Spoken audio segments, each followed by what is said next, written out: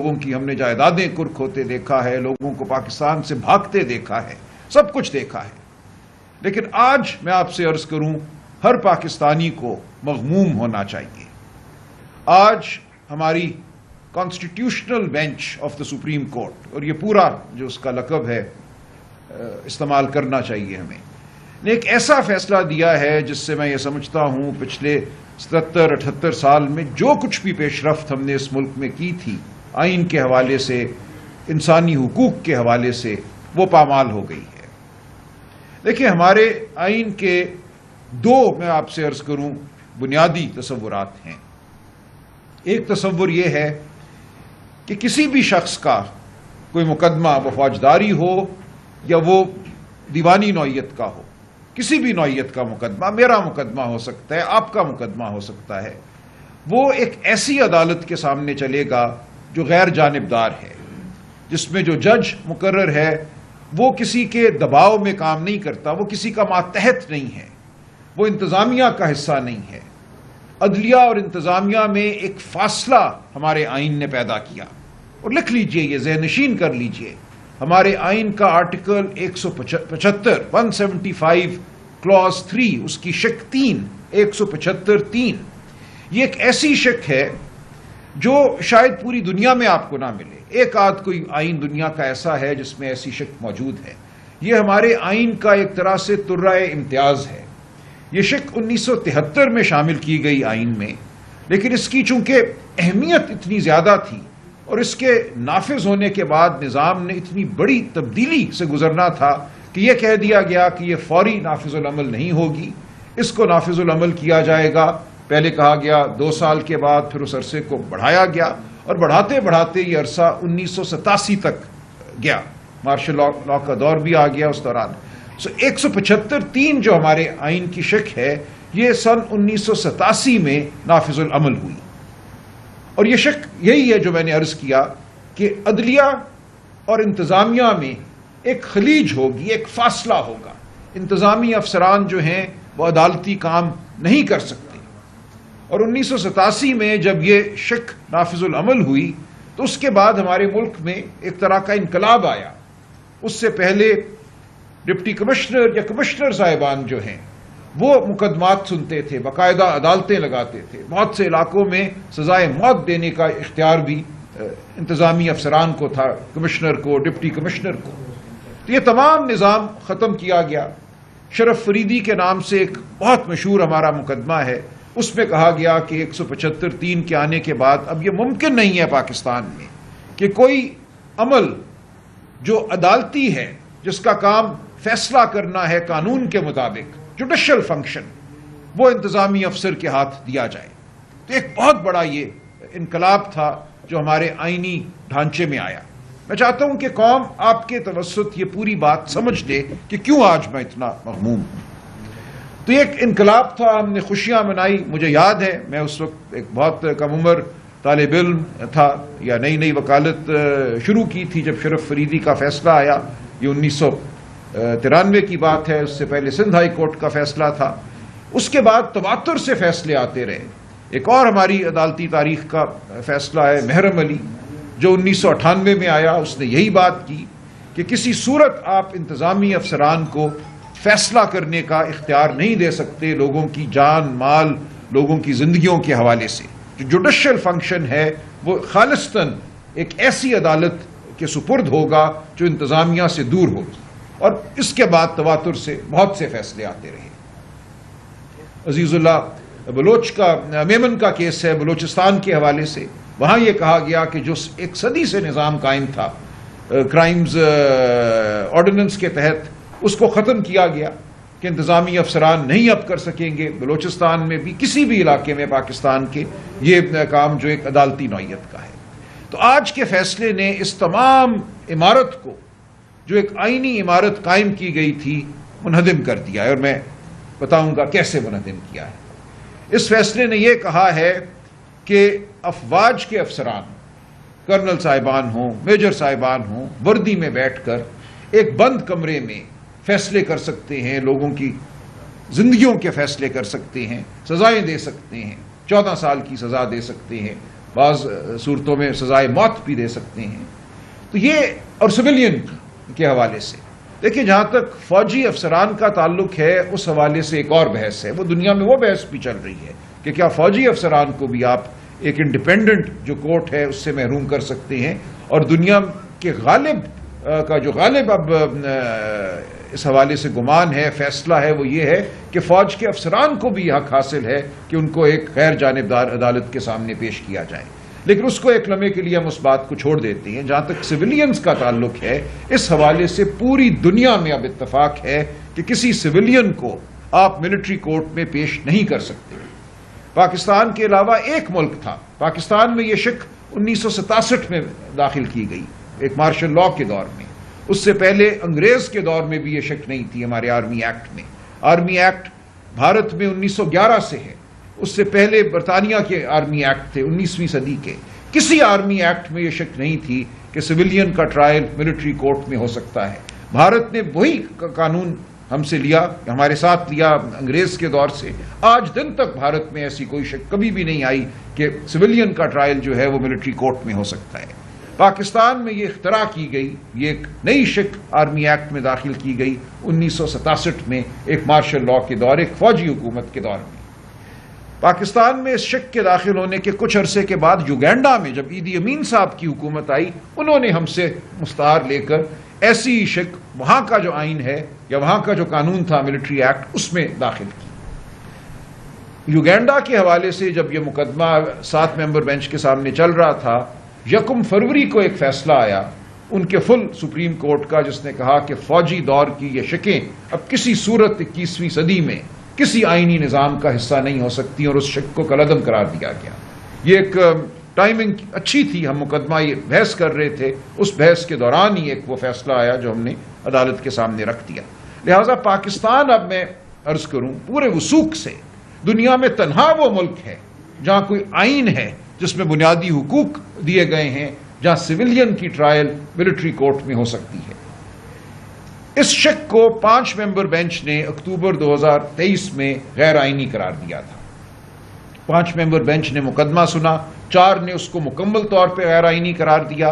5ویں جج صاحب نے یا آفریدی صاحب نے کہا کہ یہ شک جو ہے 9 مئی کے حوالے سے قابل نفاذ نہیں ہے، قابل عمل نہیں ہے. لہٰذا 5 ججوں نے جو ملٹری کورٹس میں مقدمے چل رہے ہیں ان کو غیر آئینی، غیر قانونی قرار دیا اور ان ٹرائلز کو کالعدم قرار دے دیا. اس فیصلے کے خلاف ایک اپیل دائر کی گئی، اور یہ اپیل اس لیے دائر ہو سکی کہ اسی سال 2023 میں پہلے ایک قانون پاس کرایا گیا، حکومت پی ٹی آئی کی گرانے کے بعد ایک قانون سازی کی گئی جس میں یہ کہا گیا کہ سپریم کورٹ کے فیصلوں کے خلاف بھی سپریم کورٹ کے اندر اپیل جا سکتی ہے. ہماری نظر میں یہ بھی ایک غیر آئینی قانون ہے. آئین پاکستان میں سپریم کورٹ سپریم ہے، سپریم کورٹ کے 2 حصے نہیں ہیں کہ ایک حصے کے فیصلے کو آپ دوسرے حصے کے سامنے اپیل میں لے کر جائیں. لیکن بہرحال یہ ایک منصوبہ سازی تھی، یہ ہوئی. اس کے بعد ہم نے دیکھا اکتوبر 2024 میں 26ویں آئینی ترمیم آتی ہے. 26ویں آئینی ترمیم نے آئین پہ ایک اور حملہ کیا. 26ویں آئینی ترمیم نے یہ کہا کہ سپریم کورٹ کے اندر ایک کانسٹیٹیوشنل بینچ ہوگا جس میں تقرریاں حکومت کرے گی. مطلب اس تمام شک کا یہی ہے کہ حکومت وقت جو ہے وہ وہاں تقرریاں کرے گی، اپنی مرضی کے جج لگائے گی. اور ہم نے یہی دیکھا اب کہ ہائی کورٹوں سے جج لیے گئے مخصوص حالات میں، اور ان کو لیتے ہی ان کو آئینی بینچ کا حصہ بنا دیا گیا.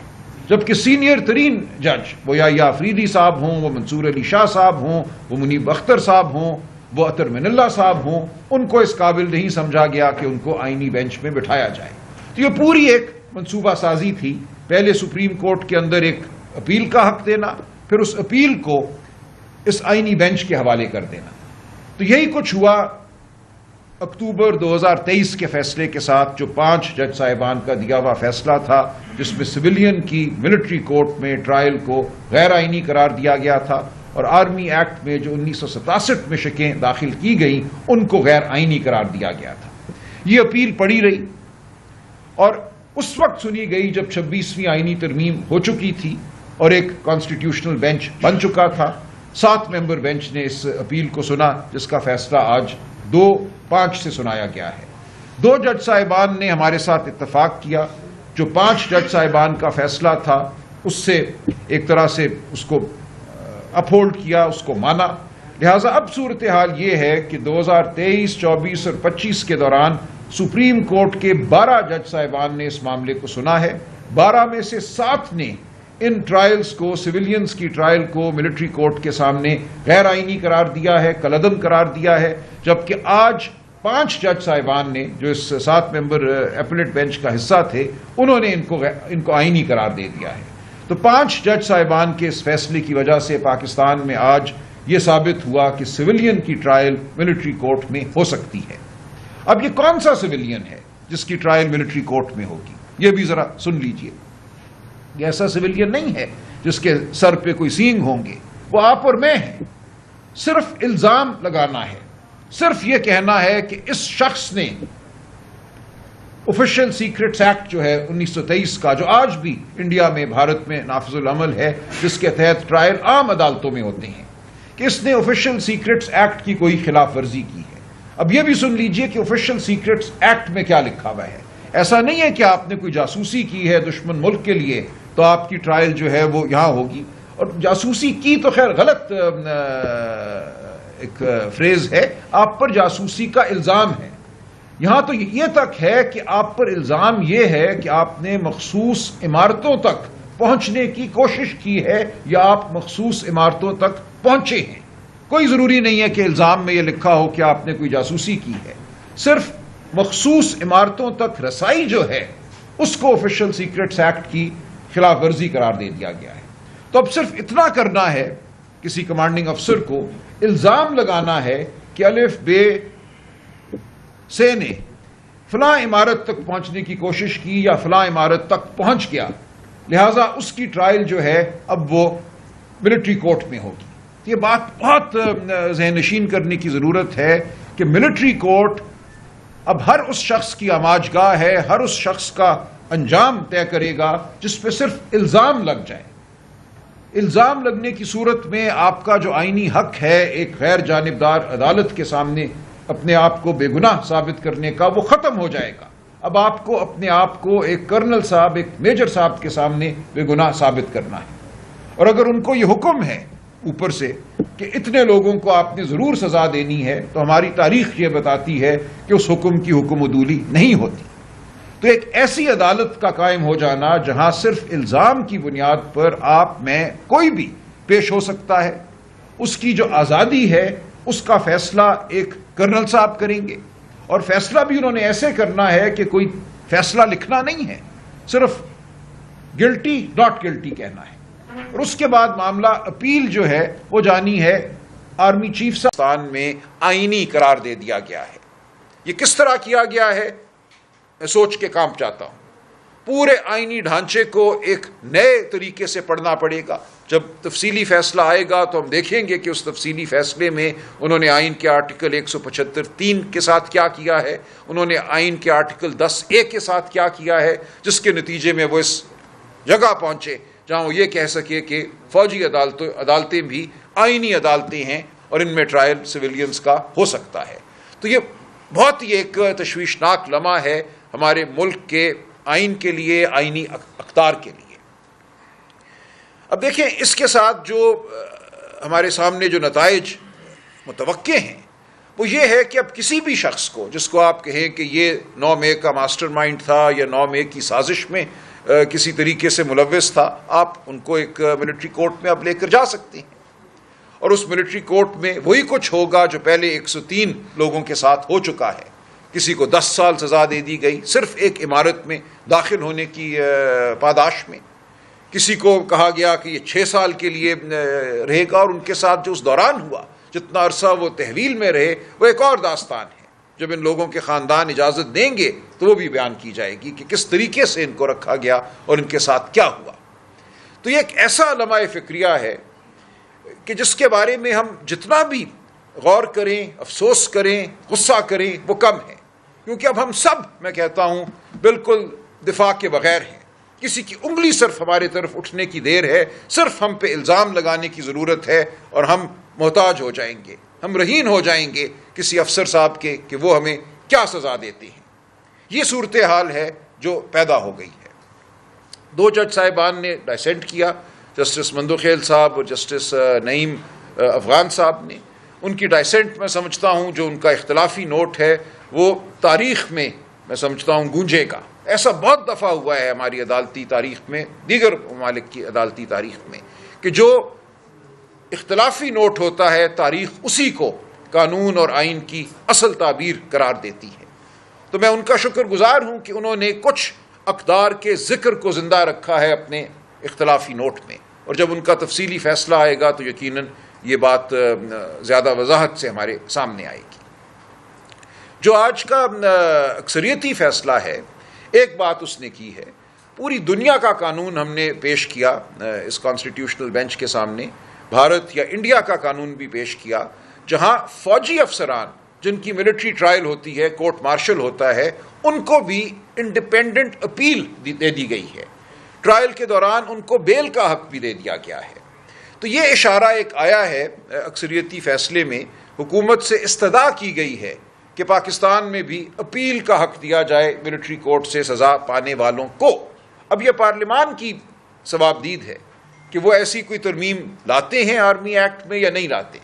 عدالت نے ایک قسم کی گزارش کی ہے کہ یہ ہونا چاہیے، ہم توقع کرتے ہیں کہ ایسا ہوگا تاکہ وہ لوگ جن کو فوجی عدالتوں سے سزائیں مل چکی ہیں یا آئندہ ملنی ہیں، اب جو دروازہ کھول دیا گیا ہے، ان کے پاس کوئی تو چارہ ہو اپیل کا، وہ ہائی کورٹ جا سکیں، اس کے بعد سپریم کورٹ جا سکیں۔ اس وقت کوئی چارہ نہیں ہے، اس وقت صرف یہ ہے کہ آپ یہ کہیں کہ ان افسر صاحب کا استحقاق نہیں تھا ٹرائل کرنے کا، یعنی کہ ایک ہمارا فریز ہوتا ہے انگریزی کا کورم نان جوڈس یا میلا فائڈے، اس پہ 1000 میں سے کوئی ایک مقدمہ ہے جو اس بنیاد پہ چلتا ہے، ریلیف ملتی ہے۔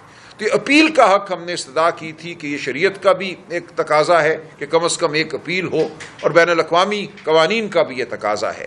تو اس حد تک جو اکثریتی فیصلہ ہے اس میں اپیل کے حق کی استدعا کی گئی ہے۔ اب ہم دیکھیں گے کہ پارلیمان کیا کرتی ہے، لیکن اپیل کے نہ ہوتے ہوئے بھی جو ٹرائلز ہو چکی ہیں ان کو آئینی قرار دے دیا گیا ہے، اور آئندہ کے لیے بھی دروازہ کھول دیا گیا ہے۔ تو یہ ہے وہ لمحہ جہاں ہم کھڑے ہیں کہ اس ملک میں اب جو فنڈامنٹل رائٹس ہیں، جو بنیادی حقوق ہیں، وہ اب ایک الزام کے تابع ہیں۔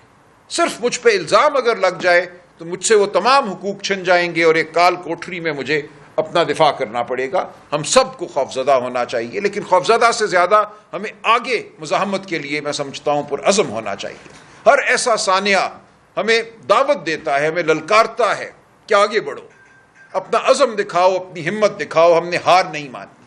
جو مرضی ہم پہ حملہ ہو، جو مرضی ہمارے آئین پر، ہماری اقدار پر حملہ ہو، ہم نے پہلے دیکھا جس طرح چادر چار دیواری کی پامالی ہوئی ہے پچھلے 3 سالوں میں۔ ہم بھاگ تو نہیں گئے، ہم کھڑے ہوئے ہیں، ہم لڑ رہے ہیں۔ کل ہم نے اڈیالہ جیل کے باہر جو مناظر دیکھے، ڈوگر صاحب بیان کریں گے، ہم ان مناظر سے کوئی گھبرا کر کھڑا ہونا چھوڑ نہیں دیں گے، حق بات کرنا چھوڑ نہیں دیں گے، ہم حق بات کرتے رہیں گے۔ کل ایک بہت اہم معاملہ اسلام آباد ہائی کورٹ میں آئے گا سنوائی کے لیے، عمران خان صاحب اور بشرا بی بی کی القادر ٹرسٹ کیس میں درخواستیں جو ہیں سزا کی معطلی کی، کنوکشن اور سینٹنس کی معطلی کی، وہ کل سنی جائیں گی۔ اور کچھ گزارش میں اس حوالے سے بھی کرنا چاہوں گا۔ قوم کو یاد رہے کہ خان صاحب اس وقت جیل میں ہیں القادر ٹرسٹ کے فیصلے کی وجہ سے، جس میں ان کو 14 سال سزا دی گئی ہے، اور بشرا بی بی کو 7 سال سزا دی گئی ہے۔ اس کے علاوہ جو 9 مئی کے حوالے سے مقدمات ہیں، ان کی بیل بھی کل لاہور ہائی کورٹ میں لگی ہوئی ہے، اور ہمیں پوری توقع ہے کہ مثبت فیصلہ ہوگا، کیونکہ ان مقدمات میں سینکڑوں اور لوگ جو ہیں ان کو بیل مل چکی ہے، اور بہت سے بری بھی ہو چکے ہیں۔ جو ایک سازش کی کہانی تھی اس کو ایک عدالت کالعدم قرار دے چکی ہے۔ تو کل یہ 2 اہم مقدمات ہیں لاہور ہائی کورٹ کے سامنے اور یہاں اسلام آباد ہائی کورٹ کے سامنے۔ القادر کے حوالے سے تفصیلی گفتگو میں انشاءاللہ کل پھر کروں گا، لیکن اتنا یاد رہے کہ اس مقدمے میں یہ ریاست تسلیم کر چکی ہے کہ ریاست پاکستان کو 1 پیسے کا نقصان نہیں ہوا، عمران خان یا بشرا بی بی کو 1 پیسے کا فائدہ نہیں ہوا، اور تمام رقم جو برطانیہ سے آئی وہ حکومتی خزانے میں جا چکی ہے۔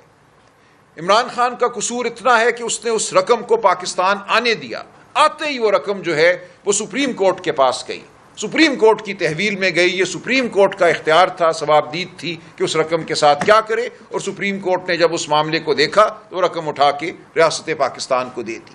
تو کہاں چوری ہوئی, کہاں ریاست پاکستان کو نقصان ہوا؟ کچھ بھی نہیں ہوا. ایک غلط مفروضہ قائم کیا گیا میڈیا میں کہ برطانیہ میں اس رقم کو ریاست پاکستان کو دے دیا گیا تھا اور پاکستانی کابینہ نے یہ رقم واپس لوٹا دی. ایسا ہرگز نہیں ہوا. بالکل برطانیہ میں کسی عدالت نے, کسی ادارے نے اس رقم کو ریاست پاکستان کی رقم قرار نہیں دیا تھا. یہ بات سمجھ لینا بہت ضروری ہے. اس رقم کو پاکستان بھیجا گیا ملک ریاض صاحب اور ان کے خاندان کے ساتھ ایک معاہدے کے تحت, اور اس معاہدے میں لکھا گیا کہ یہ رقم پاکستان سپریم کورٹ میں جمع کرائی جائے گی, اور اس کے بعد پاکستان سپریم کورٹ کا کام ہے وہ اس رقم کے ساتھ کیا کرتا ہے. تو یہ کہنا کہ اس رقم کو ریاست کی تحویل سے دور کر دیا گیا جو پاکستانی ریاست کی رقم تھی, بالکل ایک جھوٹ بیانیہ ہے. اور کل انشاءاللہ اس حوالے سے ہم عدالت کے سامنے استدعا کریں گے. ہمیں اب بھی ایک خیال ہے کہ شاید انصاف ہو جائے. امید کا لفظ میں نے استعمال کرنا چھوڑ دیا ہے. ہم تگ و دو کرتے رہیں گے, ہم کوشش کرتے رہیں گے, ہم قانون بیان کرتے رہیں گے, ہم حق بات کرتے رہیں گے, آئین اور بنیادی حقوق کا تقاضا کرتے رہیں گے. آپ کے سامنے, قوم کے سامنے ہم پیش ہوتے رہیں گے. لیکن قوم کو یہ جان لینا چاہیے کہ جو جنگ ہم لڑ رہے ہیں وہ کوئی عمران خان کی جنگ نہیں ہے, وہ پی ٹی آئی کی جنگ نہیں ہے, وہ پورے پاکستان کی جنگ ہے. پاکستان میں آئین اور قانون کی جنگ ہے. پاکستان نے کیا ایک جنگل کے طور پہ آگے بڑھنا ہے, ایک قبرستان کے طور پہ اس کا وجود رہنا ہے, یا پاکستان نے ایک آئینی قانونی ریاست کے طور پہ آگے بڑھنا ہے جہاں ہم آپ سب آزاد ہوں, ہمیں بات کرنے کی آزادی ہو, ہمیں جینے کی آزادی ہو, ہم پر اگر کوئی الزام لگے تو ایک غیر جانبدار عدالت کے سامنے اپنی صفائی پیش کرنے کی آزادی ہو. کیا ہمیں ایسا پاکستان چاہیے, یا ہمیں ایک ایسا پاکستان چاہیے جو خوفزدہ ہو, جو جبر کے تابع ہو, جہاں عدالتیں خوفزدہ ہوں؟ تو یہ ہیں وہ معاملات جن کے لیے ہم کھڑے ہوئے ہیں, جن کے لیے ہم آپ کے سامنے پیش ہوئے ہیں کہ آپ کے توسط یہ معاملات ہم قوم کے سامنے رکھتے رہیں, تاکہ حق بات جو ہے, آئینی اقدار جو ہے, سچ اور شرافت جو ہے, اس کا تذکرہ ہمارے ماحول میں ہوتا رہے. اس گھٹن کے ماحول میں بھی ان باتوں کا تذکرہ کرنا بہت ضروری ہے, اور ہم یہ کرتے رہیں گے. شکریہ. میں بابر اعوان صاحب سے گزارش کروں گا کہ